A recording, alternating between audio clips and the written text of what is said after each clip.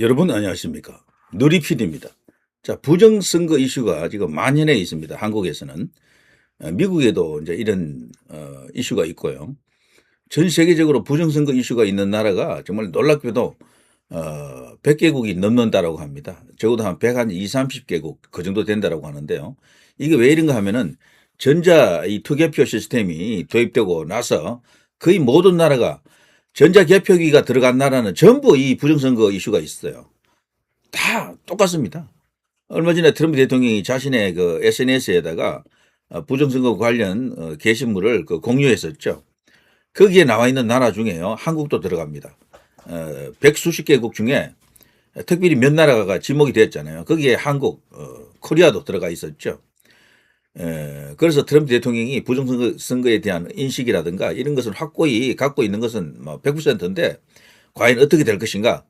미국도 지금 부정선거가 이슈가 있고 특히 이제 트럼프 대통령이 바이든에게 질 때는 부정선거 때문에 졌다라고 지속적으로 주장을 하고 있잖아요. 일단 그걸 해결할 수 있을까라는 어떤 그런 하나의 난제가 있긴 합니다. 미국 내에서 부정선거에 대해서 트럼프 대통령만큼 확고한 어떤 입장과 주장을 갖고 그 부정선거 해결을 위해서 뛰는 그런 인사들이 그렇게 많지는 않습니다. 특히 이제 공화당 안에 현역 의원들 기준으로는 거의 없고, 그리고 행정부 안에서도요, 전체적으로 그것을 힘있게 추동하는 그런 기관이나 기구가 아직까지는 뚜렷하지는 않지만, 그런데 전혀 없는 건 아니에요. 어떤 계기와 어떤 타이밍을 재고 있다라는 그런 느낌이 듭니다. 그런데 미국 문제는 그렇다 치더라도요, 하나의 이제 시금석이 되는 게 베네수엘라가 되겠죠. 베네수엘라. 베네수엘라를 만일에 치고 정말로 마두로를 끌어내리고 그게 마약 때문으로 이제 이야기되어 있지만 실질적으로는 그 마두로가 가짜 대통령, 부정선거로 당선된 대통령으로 보고 있지 않습니까? 그러면 트럼프 대통령이 부정선거에 대한 어떤 입장을 갖고 뭔가 중대한 조치를 할 것이다라고 이제 예상할 수 있는 것들이 있습니다. 부정선거 해결 마지막 카드. 미국의 문제이기도 하지만 한국의 문제이기도 하죠. 지금 보면요. 관련된 뉴스를 쭉 이렇게 정리해 드리면은 뭐 전체가 아주 많습니다. 기사는 많지만 가장 잘 돼 있는 데가 파이낸스 투데이죠. 파이낸스 투데이. 여기 가보면요. 지금까지 있었던 일을 여기 차곡차곡 하나하나 이렇게 정리해 놓고 있습니다. 일종의 아카이브로 되어 있는데 이 관련 이런 정리된 기사들이 수천 개입니다. 수천 개. 현재 대한민국에서 부정선거 관련해서는 가장 잘 정리해 놓고 있는 언론사가 아닌가 싶습니다. 따로 이런 항목을 갖고 있어요. 어떤 큰 항목 속에 들어가게 되면 요 부정선거 이슈들이 쫙 이렇게 일관되게 다 정리되어 있습니다.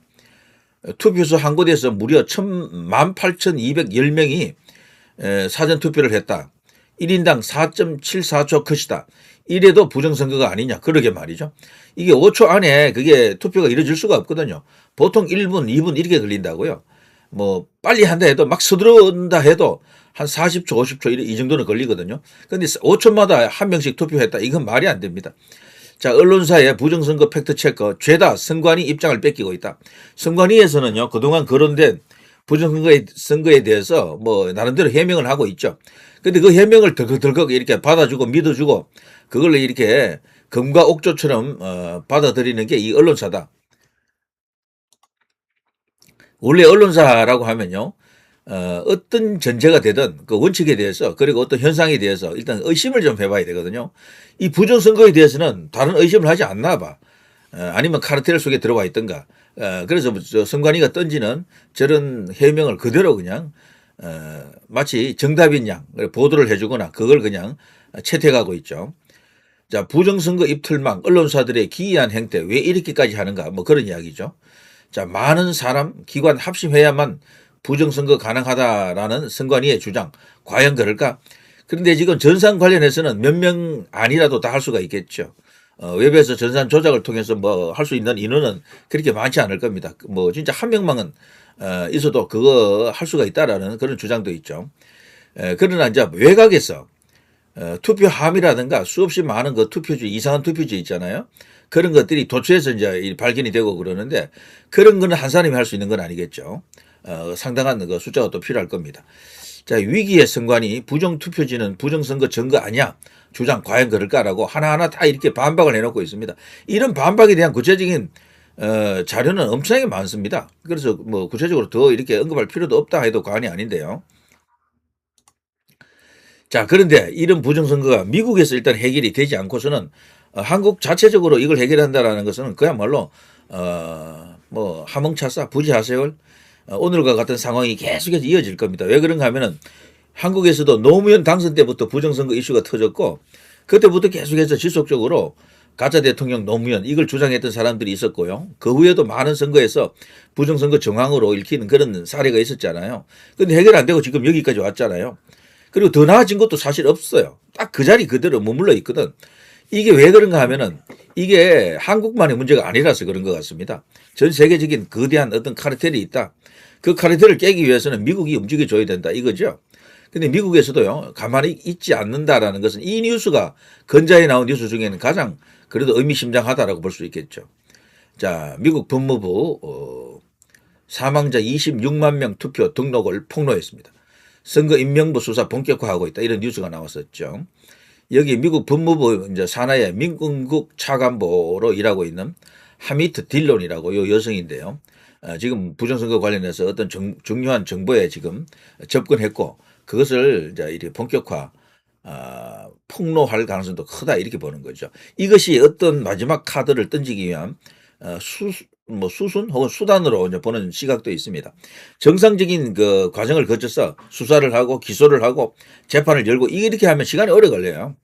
그거보다는요 이런 식의 이제 폭로를 통해서 미 행정부 안에서도 이 부정선거에서 적극적으로 이렇게 동조하거나 입장을 맞춰주는 사람보다도 소수라 그러네요. 트럼프 행정부 안에서도 부정선거 자체를 갖고 뭐 이걸 갖고 뭐 완전히 세상을 향해서 정의 구현식으로 그런 사명감을 갖고 부정선거 이 캐는 운동을 하는 사람들, 소위 뭐 모스탄이라든가 고돈창 같은 사람들 숫자는 그렇게 많지 않다라고 합니다. 그런데 이 법무부 안에서 이런 행동이 있다라고 하는 것은요, 정상적인 법적 절차를 밟기 위한 수단으로 이제 보는 시각보다는 이게 트럼프 대통령의 마지막 카드를 뽑기 위한 극약 처방이다 이렇게 보는 시각도 있죠. 저는 그렇게 봅니다. 이게 마지막 기회일 수도 있어요. 트럼프 대통령이 임기 중에 이걸 해결하지 못하면 다시는 기회가 안 올 거요. 왜냐하면 미국의 대통령 중에 이 부정선거를 언급할 수 있는 사람이 다시는 나타나지 않고 지금까지 아무도 없었고 세계 모든 대통령 통틀어서도 부정선거를 직접 입으로 언급하는 사람은 없어요. 예. 윤석열 대통령은 계엄을 통해서 선관위에 그리고 선관위 연수원에 많은 병력을 보냈다라고 이제 하는 걸 보면 뭔가 부정선거에 대한 어떤 인식이 있었다라고 볼 수는 있겠지만 그렇다고 본인이 직접 부정선거다라고 한 적은 없거든요. 그런데 트럼프 대통령은 노골적으로 그러잖아요. 이건 가짜다, 가짜, 조작된 결과다, 부정선거다라고 하지 않습니까? 근데 그걸 법적으로 해결하려고 하니까 미국 대통령이라도 이 간단하지 않은 거야. 대통령 마음대로 할 수 있는 게 아닙니다. 그 절차와 과정을 거쳐야 되고 여론을 또 살펴야 되고 막 여러 가지 공화당의 또 입장도 있고 막 그래서 말이죠. 최후 수단은 백악관에서 전체적으로 아니면 백악관이라든가 아니면은 법무부 같은 데서요. 책임 있는 어떤 그런 자리에 있는 수장이 나타나서 그동안 이게 축적된 정보 자료 그중에 핵심적인 어떤 그런 내용들을 폭로를 해야 됩니다. 전 세계 모든 기자들을 끌어모아 놓고 거대한 어떤 부정선거 카르텔을 폭로하는 그 행위가 필요합니다. 그럴 경우에는 대한민국 같은 경우는 스카이데일리 99 같은 이런 것도 그게 사실이어야 할 이유가 있는 거죠. 그런 것도 같이 이제 폭로가 되고 그리고 중국인이 해커, 그 사무원으로 위장한 그 해커들 그리고 이제 부정선거 시스템 어떤 식으로 다 이렇게 조직되어 있고 짜여 있고 돈의 흐름이라든가 그리고 구체적인 물증, 빼박 물증 이런 것들이 공표가 되어야 될 겁니다. 그런 것들이 폭로가 되면서 그야말로 세계 전체가 발칵 뒤집어지는 그 상황이 와야 될 겁니다. 저는 마지막 기대가 이게 아닌가 싶습니다. 희망 회로일 수도 있지만 미국 법무부 14개 주 상대로 선거인 명부 제출 소송 50개 모든 주로 확대 시사. 부정선거가 해결 안 된 중에 그 중에는 이 선거인 명부하고 대조를 해봐야 되는데 실제 투표자하고 선거인 명부하고 대조를 해봐야 되는데 이 과정이 지금 안 되고 있잖아요. 그걸 막고 있거든. 그걸 거부하고 있거든. 그런 것까지도 미국에서 지금 시도하고 있다는 것은 트럼프 대통령이 그리고 트럼프 행정부 안에서 이 부정선거 시스템을 이걸 세상에 드러내려고 하는 움직임이 있다. 그런 사람들이 있다라는 것을 증거해주고 있습니다. 사실상 이게 마지막 기회다라고 하는 게 맞을 겁니다. 파이낸스 투데이 가셔서 말이죠.